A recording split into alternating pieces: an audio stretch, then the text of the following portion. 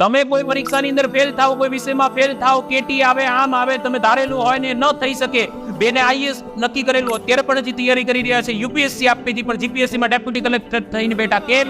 એ તો એને આઈએસ બનવું હતું, પણ ઉપરવાળાએ ડેપ્યુટી કલેક્ટર બનાવવા હતા. એનું શું? મારી વાત સમજાય છે કે નહીં? તારું આયોજન જે હોય તે સાઈડમાં મૂક. ઉપરવાળો કે મારું આયોજન આ છે, તું એ કર. વાત સમજાય છે? ઉપરવાળો સ્ક્રિપ્ટ આપે, એ સમજી વિચારીને આપે, એના ઉપર વિશ્વાસ રાખવાનો. બધું આપણું ડગ ડગ ડગ ડગ નહીં કર્યા કરવાનું.